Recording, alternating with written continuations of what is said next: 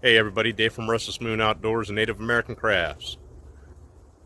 On this adventure, we're going to do a solo overnight stealth camp. It's going to be red light discipline. I may or may not have a fire. If I do, it's going to be in a Dakota fire pit. The temperatures are pretty warm. The low temperatures overnight are only supposed to be in the 70s, so I doubt that I will need it. We're going to cowboy camp on a cot with a sleeping bag, going to camouflage it over with a camo net. We're going to talk about a DIY perimeter security that I came up with that I use when I hunt. Stick around, we have more coming at you.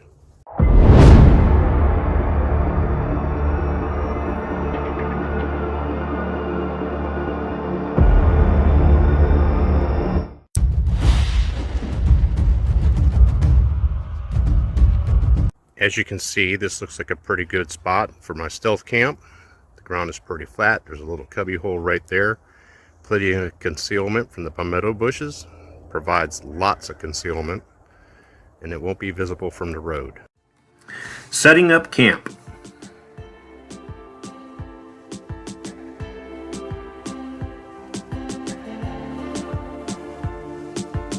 First thing I'm going to do is I'm going to set up my cot. It is a Kilimanjaro ultralight hiking cot, extremely light.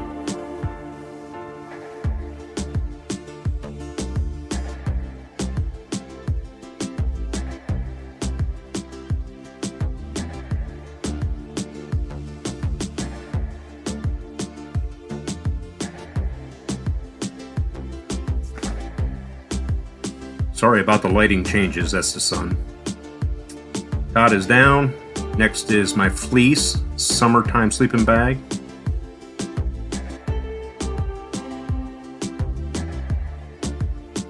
My pillow.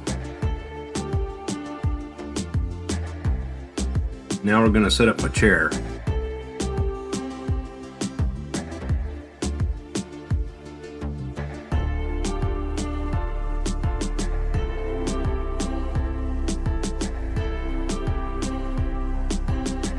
E-tool, shovel for digging. That's my tarp. It's not going to rain. I'm not going to set it up. MREs for dinner.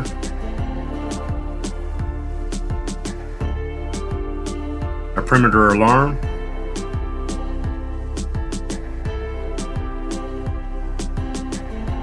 Camo netting is now in place. And now we're all done.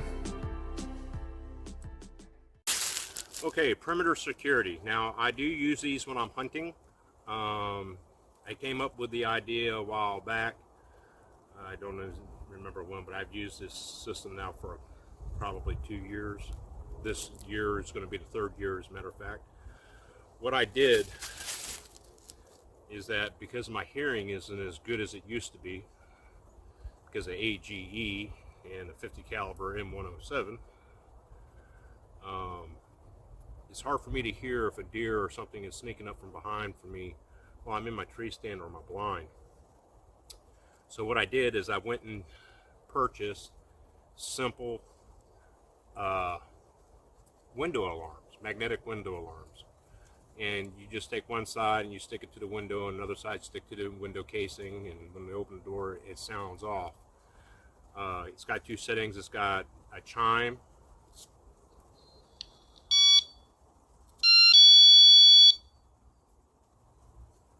and it has alarm.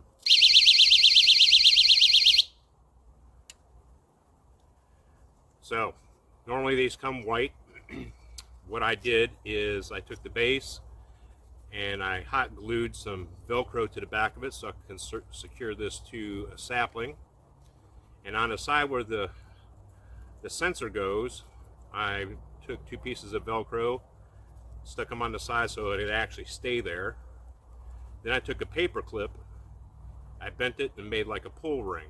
Super glue, not super glue, but hot glue that on. So what happens is that you take the base, you wrap the Velcro around a sapling so it stays, then you tie a string of tripwire to the pull part, attach it to the side of the alarm, attach it to the side of the alarm like that, take your string and you run it out to a separate point. Make sure your string is crossing your game trail, or in this case, a camp trail, human trail.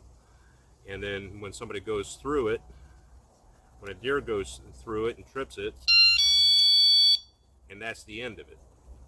So it doesn't really spook the deer. It startles them a little bit, but they don't know where it is or what it is. It's a sound that they're not used to, so they're not really too concerned. And a couple seconds later, they're no longer even worried about it. Now, on your camp security, perimeter security, you want to switch it to alarm so that if somebody walks through and trips it, it wakes you up, lets you know that's coming through. It could also be used for bears when you're camping. We do have bears in Florida. Where I usually camp, there's not very many. In fact, out of my 54, 55 years that I've been doing this, I've never once seen a bear in the wild here in the state of Florida. Not even while hunting. Now, I have caught a bear on my game cam, but I've never actually seen one, and the game cam caught it at nighttime. But that's how that works right there. That's perimeter security. Now we're going to demonstrate exactly how it works. Here's the sapling. Undo the Velcro. Attach it around the sapling so it stays put. I like to use monofilament because it's less visible. This time I'm using jute. Tie a nice tight knot. Then we take it over to our, string it out to our. Now I'm using the jute twine just for demonstration purposes only, so you can actually see it. Of course, tie my tripwire, the other end of my tripwire to the tree.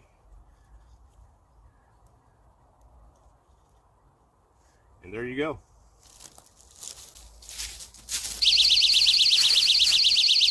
There you go. Simple, inexpensive perimeter security.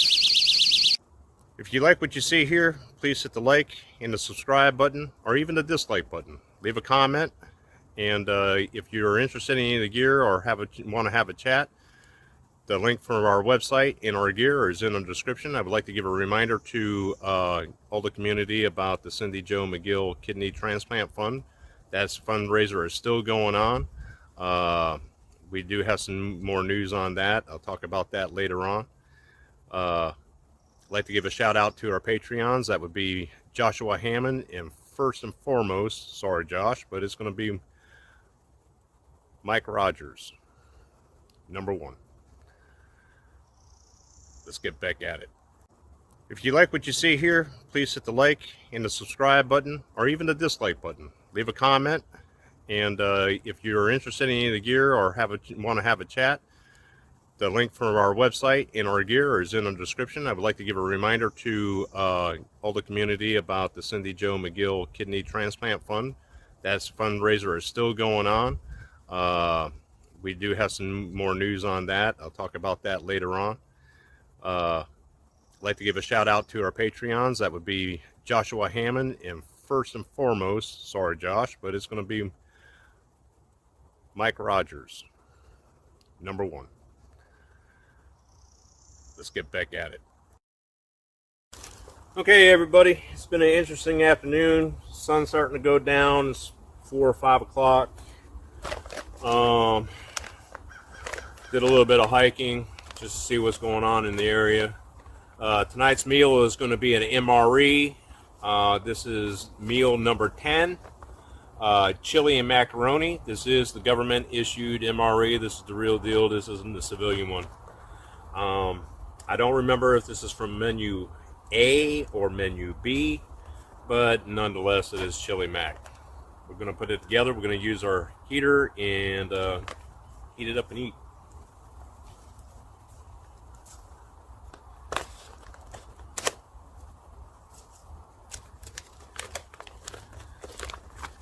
And in here we have chili macaroni. We have a spoon, which I already have one anyway. Lemon poppy seed pound cake. Our accessory pack, which has got the coffee in it, which I've been craving. We have Twizzlers niblets. We have a cheese spread with jalapeno.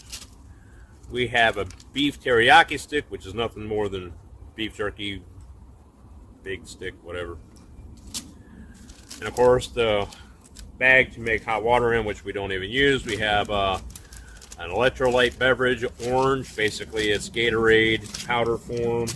We're not going to use that. We have our flameless heater. That's what we're going to heat the packet with. The sleeve for the heater, and then crackers for the cheese spread.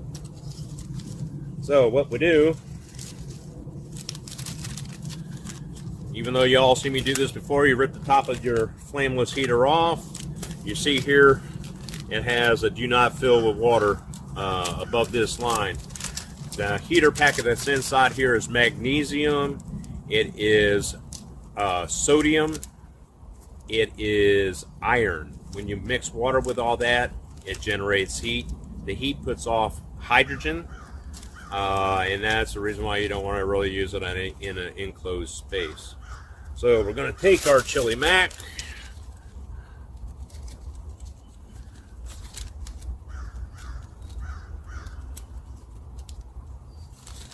put it inside the heater core, slide it all the way down somehow without it crushing it. There we go. Just shake it down in there. And now we just add water.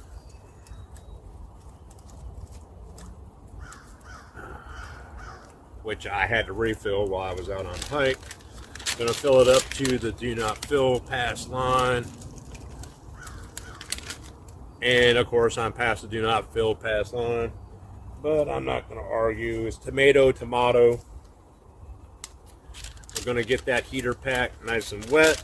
We're going to fold it over and take the cardboard sleeve that comes with the MRE, open it up, put that in there, which holds it closed, put the open end up. We're going to lay it on the ground and let it get hot. We'll get back to you as soon as it's done. So, let's talk about the bounce house. Today's bounce house. I'm here to tell you that me and my cousin Jerry, we invented the bounce house. Back when we were kids back in the 70s, we would get a hold of a box fan, and I'm enjoying my coffee, by the way, and a bag, or shall I say a box of garbage bags, long black lawn bags, leaf bags. And we would cut the ends off these bags, then tape them around the fan, turned the fan on, and it made a tube. And we just kept cutting these ends off and attaching bag after bag after bag after bag. Made a whole bunch of tunnels. Ironically, to this day, Jerry happens to be in the bounce house business. Guess some people just don't grow out of it. Thanks, Jerry.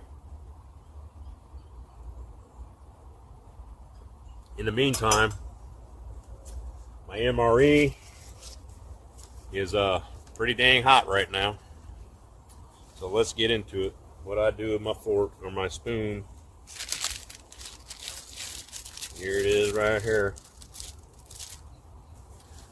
And this is very hot. Make no mistake about that. It heats up. It'll actually burn you if you hold it too long. The gas that it puts off is actually hydrogen gas because of the chemical reaction between the salt, the magnesium, and the iron. And like I said, this is chili mac.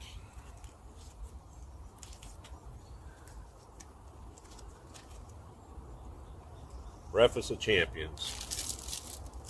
Dinner of Champions, anyways. These MREs on the average, full out of the bag, are about 3,000 calories.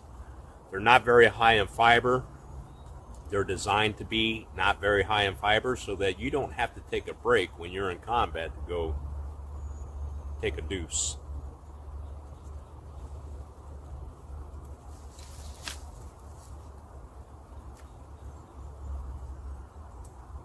The chili mac happens to be one of my favorite.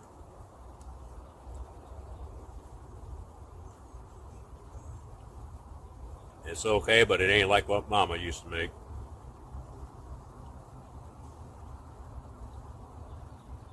I'm going to continue eating this. We'll catch you all in a bit. Well, it's dark. I took a little nap sitting here in the chair.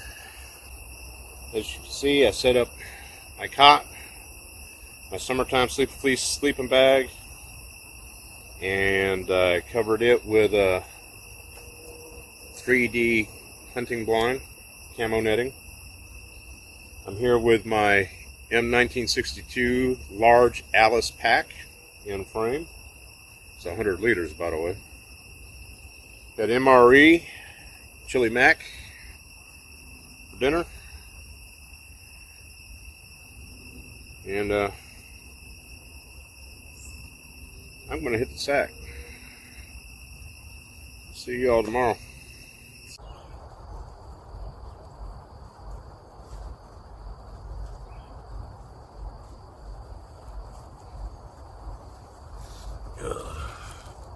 Good morning, everybody. Some good sleep last night. Got a little bit of fog.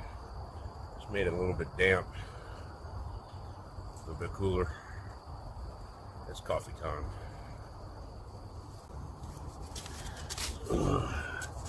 Bill's Brew. This is the MRE coffee. Got some more creamer.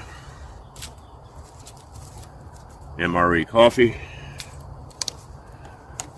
Now, before the haters get out there, no, this is not a military issue canteen. It's a look-alike, but it still serves a purpose.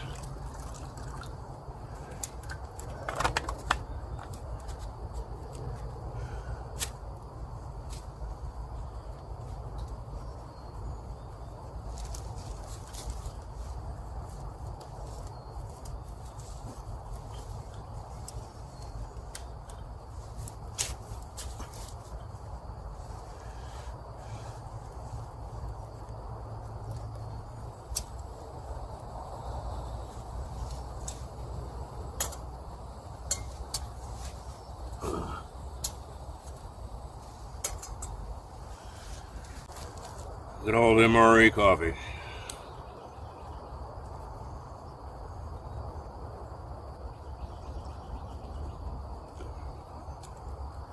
Believe it or not, Taster's Nasty actually tastes better.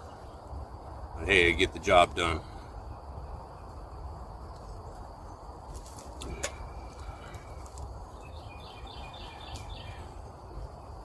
I want to give a shout out to Joshua Hammond and Patreon Mike Rogers. He's been a great significant help to the channel and to the various causes that Restlessmoon Outdoors had participated in and fundraising.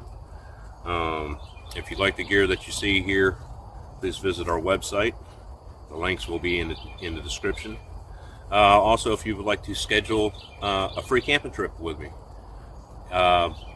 same location, go to the website and book a free camp. It's all there. I'm going to go ahead and stuff everything in my backpack. I'm anticipating this to be a very busy weekend at this location. It is a park, and going to head back to the house. Hope you all enjoyed. We'll see you next time.